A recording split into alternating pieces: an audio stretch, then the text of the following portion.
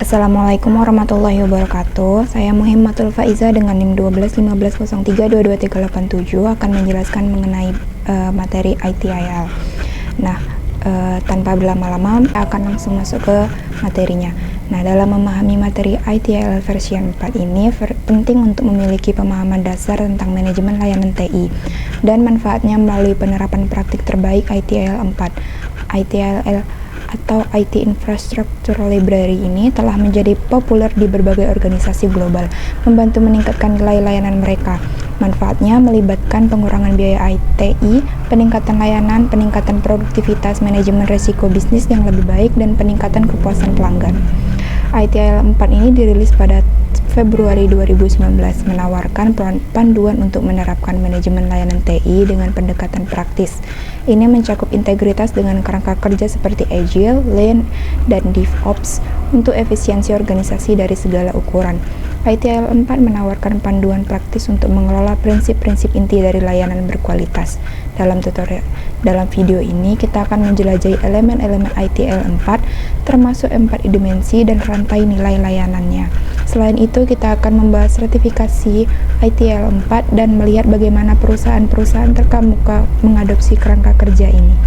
Penting untuk diingat bahwa ITIL adalah kerangka kerja manajemen layanan TI yang menyelaraskan layanan dengan kebutuhan bisnis.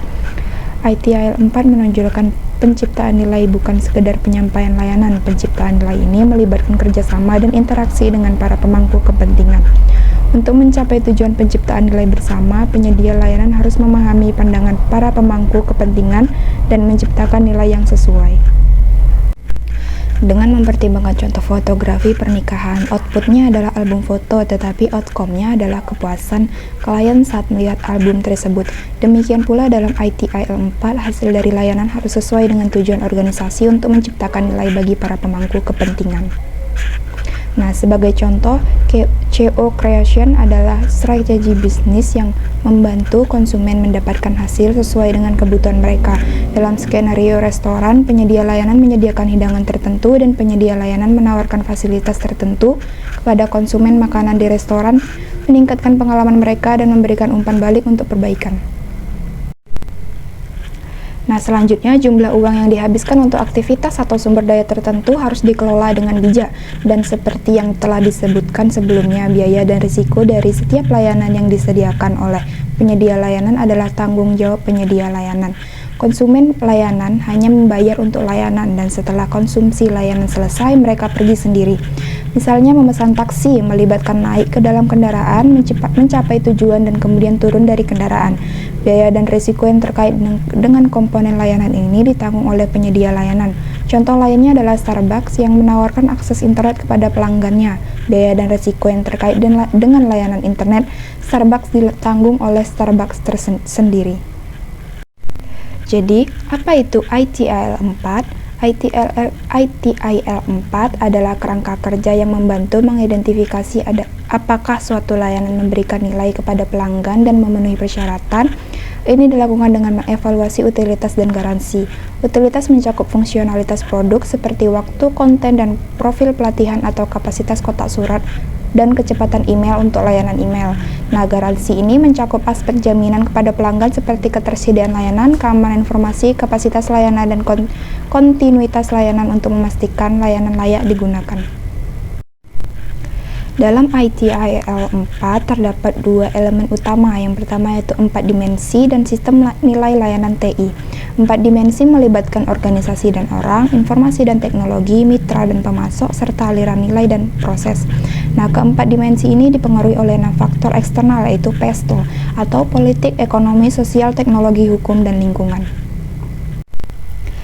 Sistem nilai layanan TI di bagian inti dari ITIL 4 memberikan pandangan menyeluruh tentang aktivitas yang terlibat dalam siklus hidup layanan, dimulai dari peluang dan permintaan di sisi kiri. Sistem ini melibatkan perencanaan, perancangan, penyampaian, dan dukungan layanan untuk menciptakan nilai bagi pemangku kepentingan dan mencapai tujuan organisasi. Prinsip-prinsip panduan dalam sistem nilai layanan sangat penting, termasuk fokus pada nilai, memulai dari situasi saat ini, berpikir holistik, kemajuan iteratif dengan umpan balik, tetap sederhana dan praktis, berkolaborasi dan mempromosikan visibilitas, serta mengoptimalkan dan mengotomatisasi. Yang pertama yaitu fokus pada nilai, yaitu menciptakan nilai bagi para pemangku kepentingan, terutama berfokus pada peningkatan pengalaman pengguna. Yang kedua yaitu mulai dari mana Anda berada, menilai dan menganalisis skenario yang ada secara terus-menerus untuk meningkatkan proses secara berkelanjutan. Yang ketiga yaitu berpikir dan bekerja secara holistik. Pandangan holistik terhadap proses yang menambah nilai bagi pelanggan, konsumen, dan bisnis. 4. Kemajuan iteratif dengan umpan balik. Atur pekerjaan ke dalam bagian-bagian kecil dan mudah dikelola untuk mendapatkan hasil yang cepat. Lakukan pengulangan dengan umpan balik. Yang kelima yaitu tetap sederhana dan praktis. Pilih langkah-langkah minimum yang sudah benar. Hindari menambahkan proses yang tidak perlu. Yang keenam yaitu berkolaborasi dan mempromosikan visibilitas. Kolaborasi dengan pelanggan, pengguna, pemasok, dan semua pemangku kepentingan untuk menciptakan nilai yang lebih baik. Yang ketujuh yaitu mengoptimalkan dan mengotomatisasi pertimbangan layanan yang membutuhkan pengoptimalan dan otomatisasi untuk meningkatkan efisiensi, efektivitas, dan pemanfaatan sumber daya. Dengan menjalankan prinsip-prinsip ini, organisasi dapat mencapai manfaat maksimal dari implementasi ITIL 4 dalam manajemen layanan TI mereka. Selanjutnya kita akan mengeksplorasi dua komponen penting lainnya dalam sistem nilai layanan ITIL 4, yaitu tata kelola dan rantai nilai layanan. Tata kelola sebagai komponen lain dari sistem nilai layanan bertanggung jawab atas evaluasi, arahan, dan pemantauan manajemen layanan TI. Ini melibatkan tinjauan kinerja, memberikan arahan berdasarkan evaluasi, dan memantau kinerja secara teratur untuk memastikan layanan selaras dengan tujuan organisasi. Ada 3 aktivitas utama yang terlibat dalam tata kelola. Yang pertama yaitu evaluasi. Evaluasi ini melibatkan tinjauan kinerja layanan secara berkelanjutan berdasarkan persyaratan pemangku kepentingan, memahami kinerja layanan, dan mengidentifikasi peluang baru. Yang kedua yaitu mengarahkan. Hal ini memberikan arahan yang jelas berdasarkan evaluasi, menyelaraskan manajemen layanan TI dengan tujuan organisasi dan persyaratan bisnis. Yang ketiga yaitu memantau. Ini memantau kinerja organisasi secara teratur, memastikan bahwa praktik, produk, dan layanan selaras dengan arahan yang diberikan oleh badan pengatur. Penyelarasan layanan yang berkelanjutan dengan arahan dari badan pengatur memastikan bahwa layanan memenuhi persyaratan bisnis dan kebutuhan konsumen.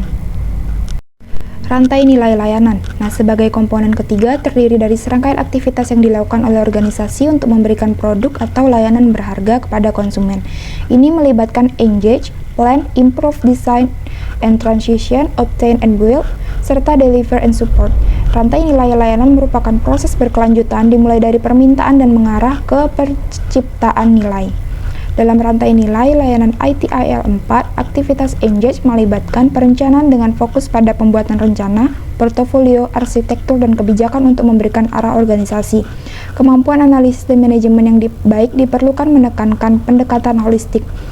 Kemudian aktivitas plan mengarahkan ke engage, di mana organisasi berinteraksi dengan pemangku kepentingan untuk memahami dan mendokumentasikan kebutuhan mereka. Kolaborasi yang efektif dengan pengguna, pelanggan, dan pemasok menjadi kunci.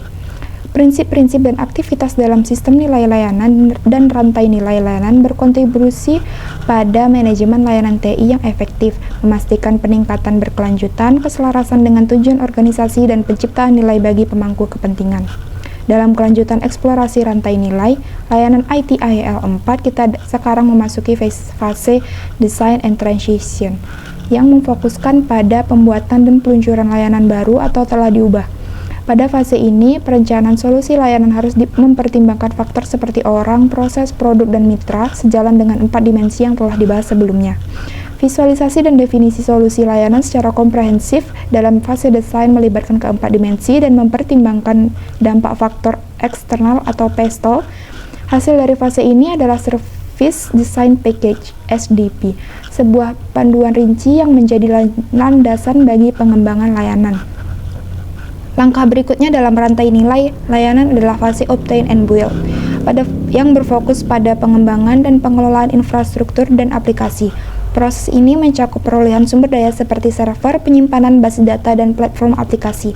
Menciptakan lingkungan yang dibutuhkan untuk pembuatan dan transisi layanan menjadi aspek penting dalam fase ini. Kemudian selanjutnya itu fase delivery and support. Memastikan bahwa layanan disampaikan dan didukung untuk memenuhi harapan pemangku kepentingan. Kolaborasi dan keterlibatan yang berkelanjutan ditekankan sesuai dengan prinsip-prinsip ITIL. Yang keempat yaitu tindakan dalam fase ini mencakup menyelesaikan insiden, memantau aplikasi dan infrastruktur, serta pembuatan laporan. Aspek peningkatan berkelanjutan muncul dalam fase improve di berbagai tingkat seperti tingkat komponen, integrasi, layanan, dan kontribusi pada tingkat bisnis. Fase ini melibatkan pengukuran kinerja, identifikasi peluang perbaikan, dan penerimaan umpan balik dari konsumen dan pengguna. Selain itu, ITIL 4 memperkenalkan konsep praktis yang terdiri dari 34 praktik manajemen yang dirancang untuk mencapai tujuan layanan tertentu. Tidak seperti versi sebelumnya, praktik-praktik ini tidak terikat pada tahap siklus hidup tertentu, melainkan dapat diterapkan di seluruh organisasi. Kategori praktik mencakup manajemen umum, manajemen layanan, dan manajemen teknis. Sebagai contoh, manajemen keamanan informasi merupakan praktik yang tidak terikat pada satu layanan tetapi krusial untuk keamanan informasi organisasi secara keseluruhan. Praktik ini fokus pada menjaga kerahasiaan, integritas, dan ketersediaan informasi di semua layanan yang disediakan oleh organisasi. Dengan pendekatan holistik dan fleksibelnya, ITIL 4 memberikan pandangan yang komprehensif terhadap manajemen layanan TI, menekankan adaptabilitas dan kontribusi pada peningkatan berkelanjutan serta penciptaan nilai. Semua aktivitas dalam organisasi harus dikelola dengan fokus pada keamanan informasi. Mempertimbangkan aset informasi organisasi untuk mencapai efektivitas dan keberlanjutan. Sebagai contoh, pengendalian akses ke pusat data menjadi aspek krusial untuk menjaga keamanan informasi, bahkan jika pusat data menyediakan layanan khusus seperti pengamanan akses fisik. Penting untuk mencatat bahwa menerapkan langkah-langkah keamanan informasi dan praktik manajemen di tingkat organisasi memastikan pendekatan yang komprehensif untuk melindungi aset informasi dan membangun hubungan yang positif di berbagai entitas. Praktik-praktik ini berkontribusi pada keberhasilan dan efektivitas layanan TI secara keseluruhan dalam organisasi. Selanjutnya, dalam konteks kerangka kerja ITIL 4 terdapat praktik-praktik yang dikelompokkan ke dalam 3 kategori, yaitu praktik manajemen umum, praktik manajemen layanan, dan praktik manajemen teknis.